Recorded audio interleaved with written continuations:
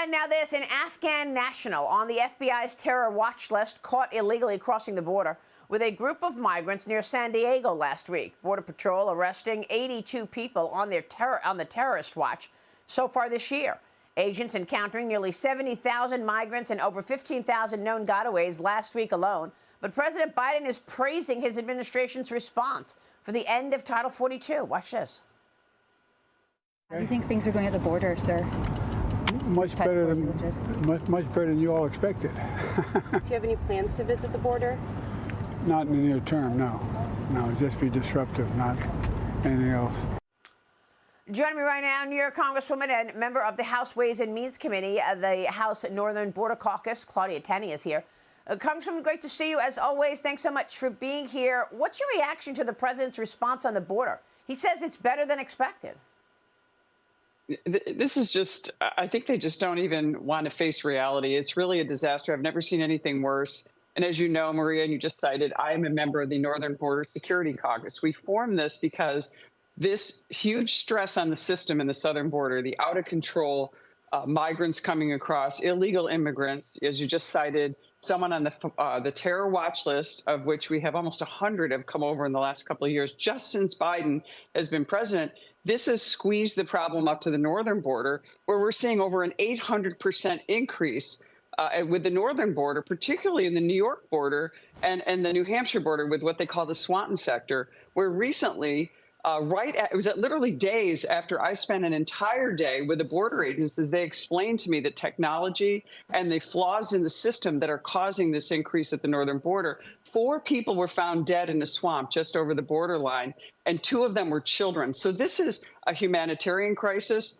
This is inhumane. It's not compassionate. And the Biden administration knows this, because they might as well just hand ballots over to these people and voter registration forms, because that's what they're allowing. Number one, they're incentivizing them. Governor Kathy Hochul has allotted over $1 billion in new taxes in the latest incredibly large $220 billion budget, the largest ever in New York history, to give to migrants, not for the border, but to give them for housing and accommodations. And as you're seeing these tragic situations in New York, homeless veterans being displaced for illegal immigrants, a wedding party in Orange County displaced for illegal immigrants, people being incentivized, getting money from the feds to give up their homes, their hotels, whatever, for these illegal immigrants to get the money. And this is a tragic situation that is now no other explanation but intentional by the Biden administration. Well, I mean, every city is feeling it, but particularly in New York City, the city is going to open its first asylum seeker arrival center. This is happening this week at the Roosevelt Hotel in Midtown Manhattan.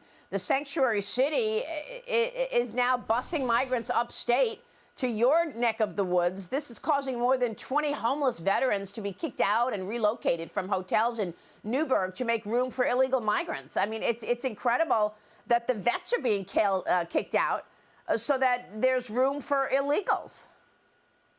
Well, Maria, we can't afford this in New York. We are already the highest tax state in the nation. I think we just surpassed California with an additional city tax and the increase in the state tax.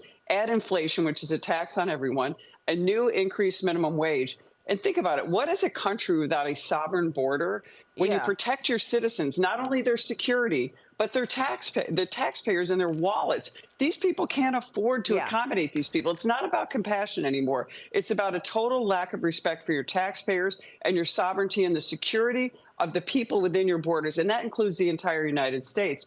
New York also, not only they issue driver's licenses to all these people. They can travel anywhere in the country they want to go.